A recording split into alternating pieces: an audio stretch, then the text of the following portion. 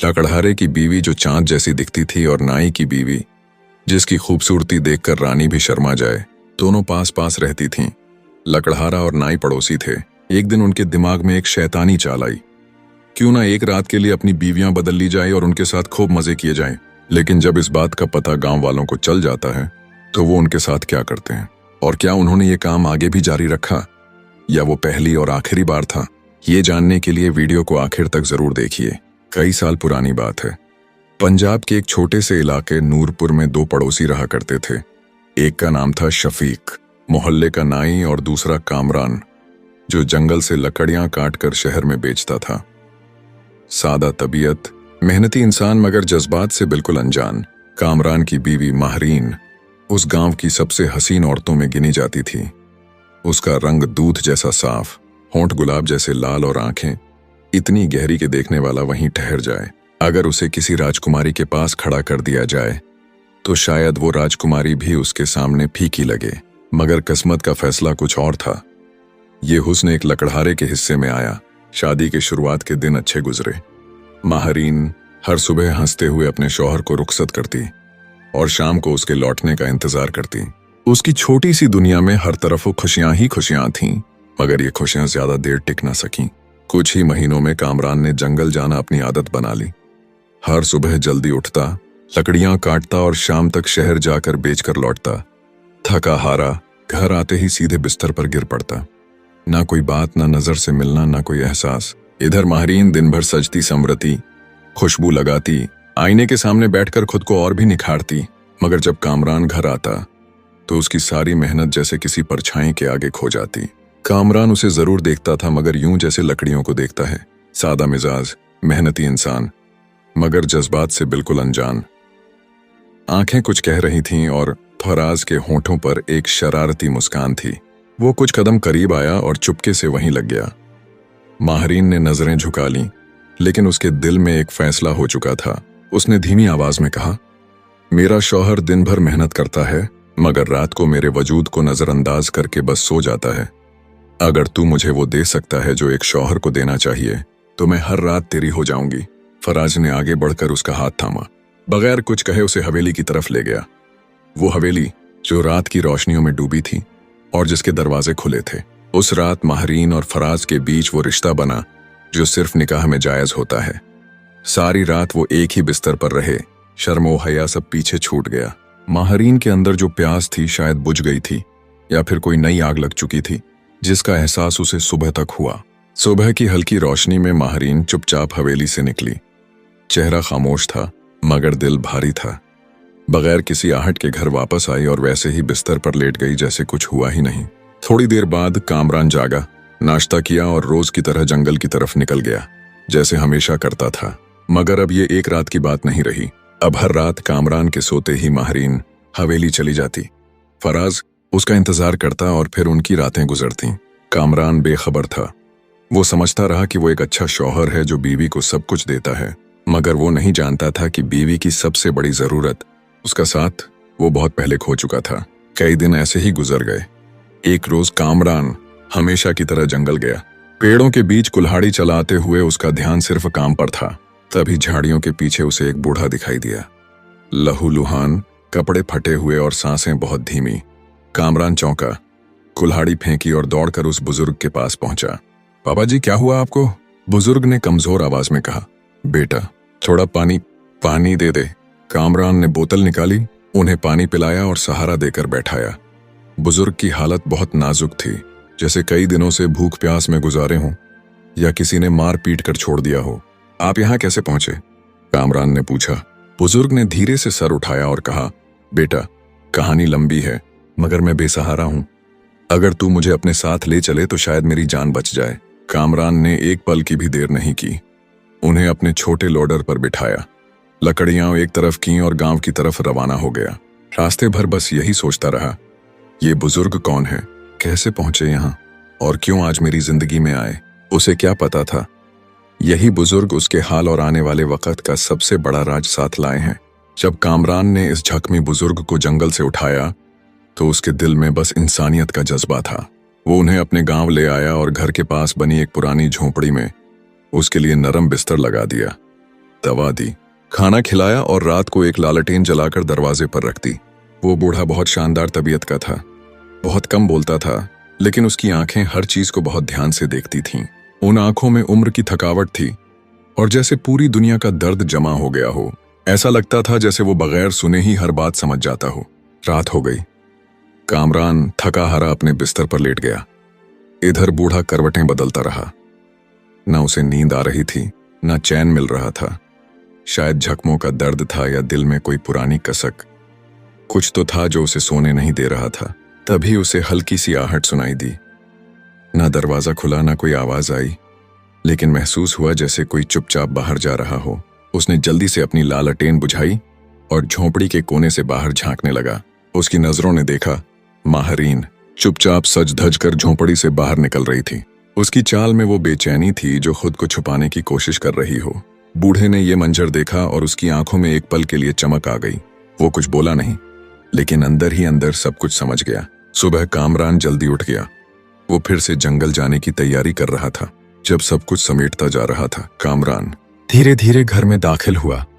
चेहरा बिल्कुल सादा था, लेकिन अंदर जैसे कोई तूफान पल रहा था। उसने बीवी से नजरें नहीं मिलाई, न खाना खाया, बस सीधा जाकर अपने बिस्तर पर लेट गया।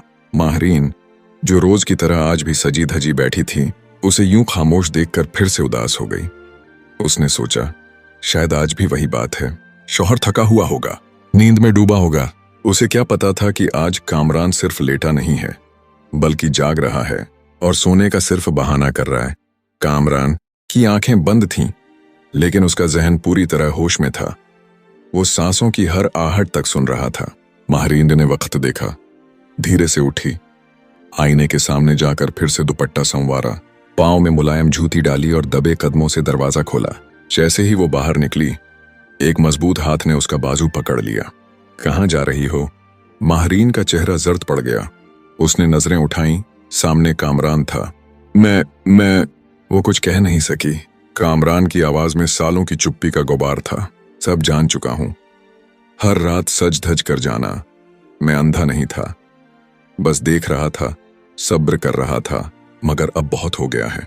उसने गुस्से से उसका हाथ झटका और खींचते हुए घर के पीछे नीम के पेड़ तक ले गया।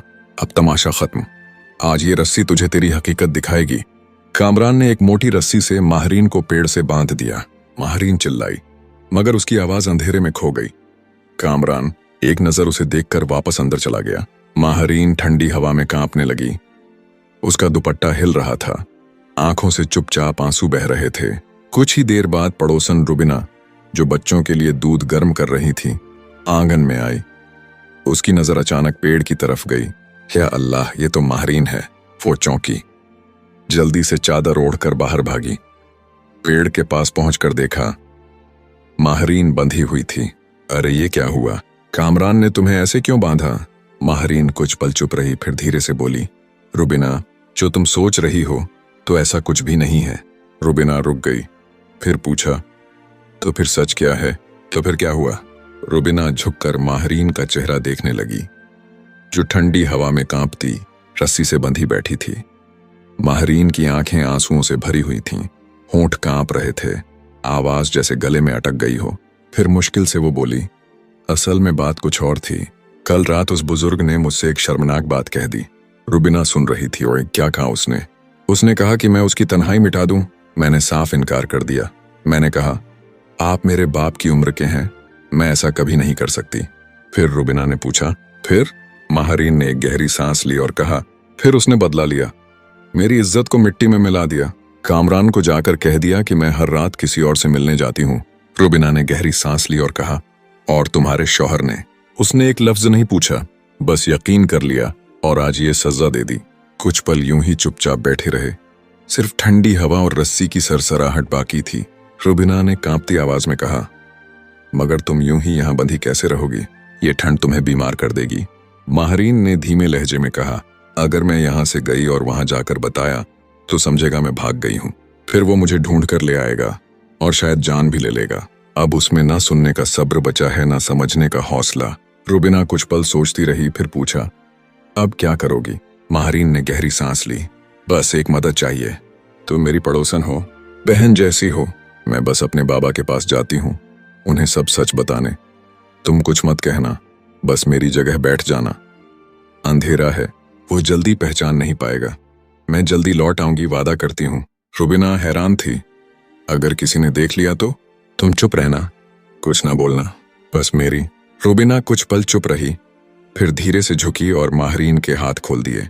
चलो, मैं तुम्हारी जगह बैठती हूँ। माहरीन की आंखों में राहत की चमक थी। अल्लाह तुम्हें इसका सिला देगा, रुबीना। वो जल्दी से अपनी चादर संभालती हुई झोंपड़ी के पीछे बंधे घोड़े की तरफ बढ़ी। घोड़ा जैसे पहले से समझ गया हो कि अब वक्त आ गया है। अंधेरी रात थी, ठंडी हवा और बस घोड़े की सांसों की आवाज। माहरीन ने लगाम थामी, उड़ान भरी और घोड़ा दौड़ता हुआ गांव के बाहर निकल गया। इधर रुबीना ने खुद को वैसे ही बांध लिया जैसे कुछ देर पहले माहरीन बंधी थी। अब वो उस नियम के पेड़ से टेक लगाए बैठी थी, मगर उसके चेहरे पर एक अजीब सी खामोश कुर्बानी लिखी थी। उस नाई की बीवी ने माहरीन पर भरोसा करके उसकी जगह रस्सी से बंध लिया और उस लकड़हारे की बीवी घोड़े पर सवार जमींदार के उस अय्याश बेटे के पास चली गई। कामरान बाहर निकला, ठंडी हवा में हिलती रस्सी को देखा और उसका दिल जैसे पिघल गया। पेड़ से बंधी औरत के कपड़े हवा में उड़ रहे थे। ठंड में कांपते उस मंजर ने उसके अंदर के गुस्से को शर्मिंदगी में बदल दिया। वो धीरे धीरे कदम बढ़ाने लगा। जैसे ही वो पेड़ के पास पहुंचा, दिल में एक रहम सा जाग उठा। माहरीन, उसने धीरे से पुकारा। बंधी हुई औरत, जो असल में रुबीना थी, चौंकी, मगर कुछ बोली नहीं, सिर्फ नजरें झुका लीं। कामरान ने रस्सी खोली, नरमी से कहा, चलो अंदर चलो, ये ठंड तुम्हें बीमार कर देगी। चांद की हल्की रोशनी रोशनदान से झोंपड़ी के अंदर तक आ रही थी। कामरान ने रुबीना का हाथ थामा, जिसे वो अपनी बीवी समझ रहा था, और अंदर ले गया। रुबीना का दिल जोर से धड़कने लगा। हर कदम पर डर था। झोंपड़ी के अंदर पहुंचते ही उसने एक पल को सोचा, जैसे भीड़ के बीच सन्नाटा छा गया। राशिद की मुट्ठियां अब ढील पड़ चुकी थीं। कुछ ही देर में काजी साहब ने कहा, अगर कोई पत्थर मारना चाहता है तो आगे आए। मगर कोई नहीं हिला। हर चेहरा जैसे किसी आईने में झांक रहा हो, कुछ लाचार, कुछ शर्मिंदा, कुछ डर से जड़े। काजी साहब ने फिर कहा, क्या कोई है जो पहली ईंट उठाए? एक बूढ़ा आदमी कांपते हुए बोला, हम सब गुनहगार हैं। किसी में ये हिम्मत नहीं कि पहला पत्थर मारे। अब अदालत की फजा बदल चुकी थी। काजी साहब ने गंभीर आवाज में कहा, फैसले से पहले इंसाफ जरूरी है। ये मामला गुनाह से ज्यादा इम्तिहान का है। कामरान को रिहा किया जाए। कामरान की रिहाई के बाद लोग खामोशी से छूटने लगे। कुछ दिल भारी थे, कुछ चेहरों पर सवाल। कामरान ने काजी साहब की तरफ देखा और कहा, मैंने जानबूझकर कुछ नहीं किया, मगर अगर मेरी सादगी भी गुनाह थी तो मैं शर्मिंदा हूं। काजी साहब ने सर झुकाया और बोले, कभी कभी सच्चाई खुद साबित होती है, हमें सिर्फ ठहर कर देखना होता है। राशिद पास आया। उसकी आंखों में अब ना गुस्सा था, ना नफरत, सिर्फ पछतावा। कामरान, मैंने तुम्हें गलत समझा, माफ करना। कामरान गांव से दूर चला गया। शहर के एक छोटे से इलाके में उसने नई जिंदगी शुरू की। वहां वो बच्चों को पढ़ाने लगा। उसकी आंखों में अब भी एक थकावट थी, लेकिन साथ ही एक रोशनी भी, जिसे सच्चाई से हासिल किया गया था। गांव में अब उसकी बात मिसाल बन चुकी थी। जब भी कोई किसी पर उंगली उठाता, कोई बुजुर्ग कहता, पहले खुद को परख लो, फिर किसी को पत्थर मारना। माहरीन को जब हकीकत का इल्म हुआ तो वो टूट गई।